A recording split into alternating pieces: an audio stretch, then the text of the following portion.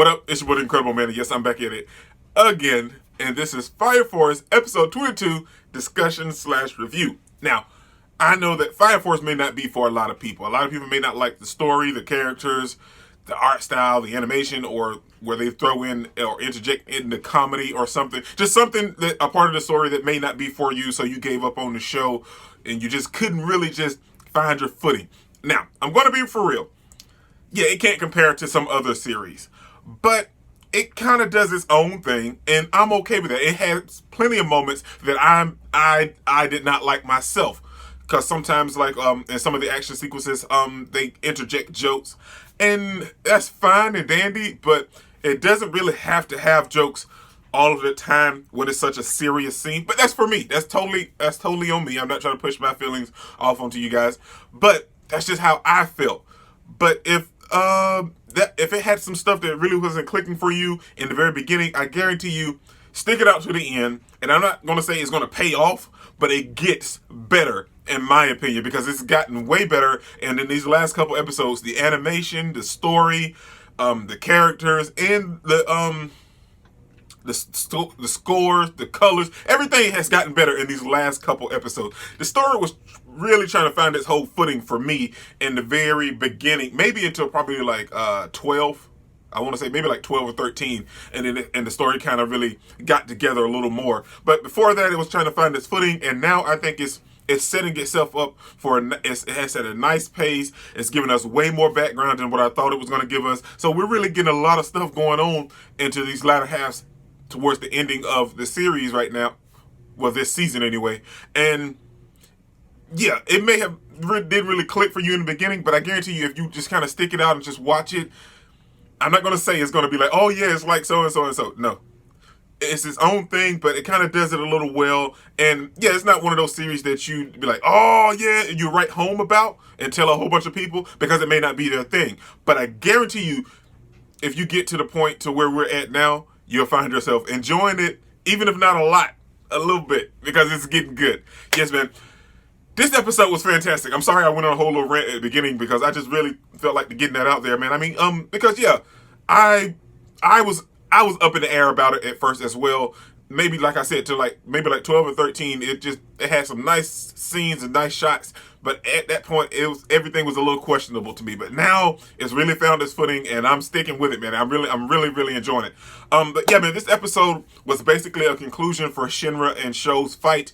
We're winding down, because this whole episode was like just a massive brawl. That's exactly what it was.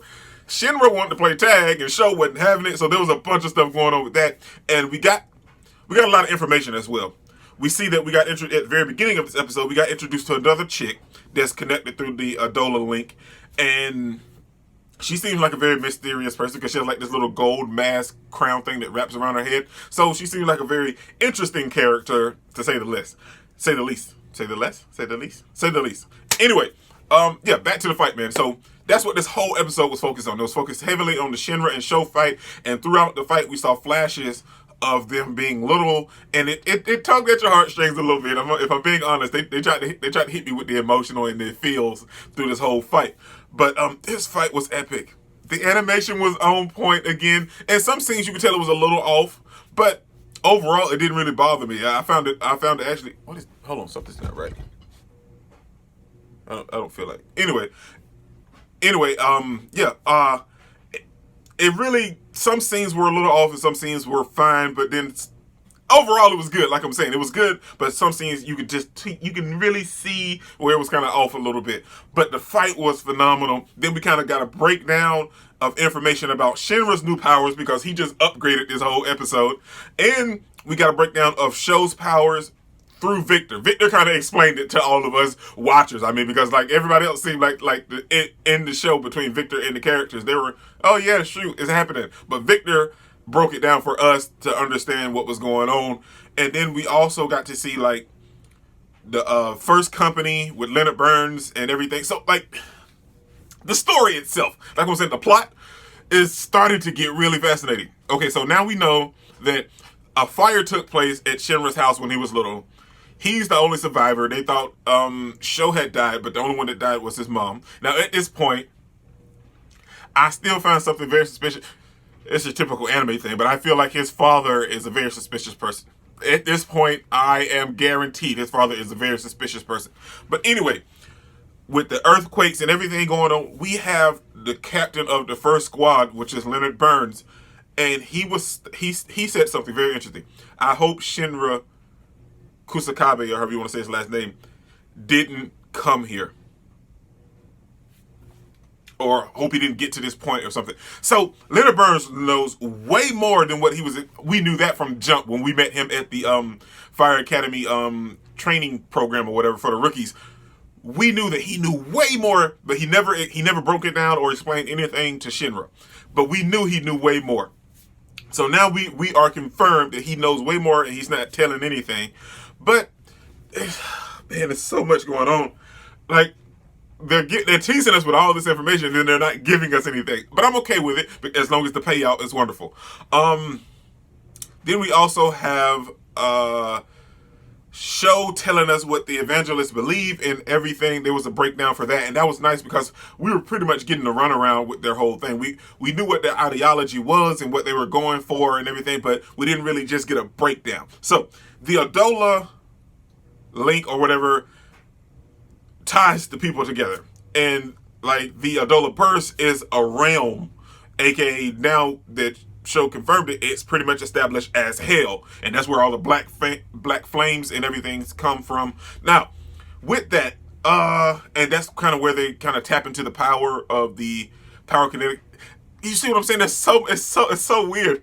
But if I was reading it and understanding it right, now that's hell, and for me, it felt like the Evangelist is playing an angel, but it may also be like an archangel or like a Lucifer type situation where like the Evangelist is the devil or archangel, and he's tricking or she's tricking everybody into thinking that what she wants is the right way, just so she can have like hell on earth.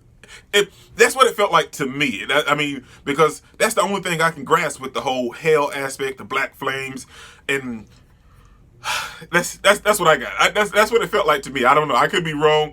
Manga readers, they probably know way more, but I'm just saying, for an anime only watcher and what I grasped from this episode, that's what it felt like to me.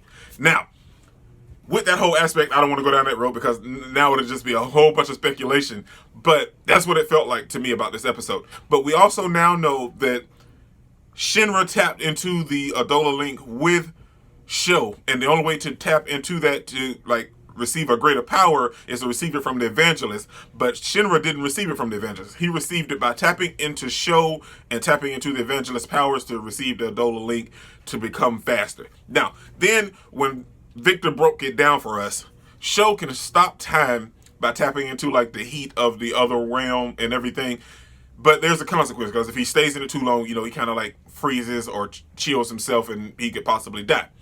Then Shinra taps in, and he can move at light speed, but it breaks his body down and it puts it back together in another place, which is cool at the same time. But now we know for sure, and this should have clicked in Show's head because this whole episode he was up there, "You're not my brother. Why are you claiming to be my brother?" Their powers are very similar. They both have pertaining to time and stopping it or moving forward through time. So that proves your relatives or siblings, I mean. So that was a nice aspect to touch on from the creator. That was very, very nice to have their powers be kind of similar. And it was nice for Viktor to show us and explain to us what was going on. But this fight scene that we're going through, it was boss, man. The whole fight was epic. We see the whole time, all we saw is boom, boom, boom, flashes of them connecting. And the only reason I feel like Shinra was losing and lost is because, well, he hasn't completely lost yet. But I felt like the reason he was losing was because before he tapped into this power, Show was demolishing him, and he had to cut him and beat him up the whole match. So for him to finally tap into that power, using it kind of accelerated all of the cuts and everything that happened through him. So at that point, he kind of just wore his own body down. But now he's overheated, and as you know, if you overheat, being a power kinetic, you end up like Conroe with the burns and you can't really use your body. But then Viktor also told us for someone like Shinra, if he uses it because of what his power does now, it breaks it down and put it back together, he won't be able to come back together. He'd die. And Shinra was like, no, I'm fine. I'll come back together. It's cool. That's what I'm saying. This episode was epic, man.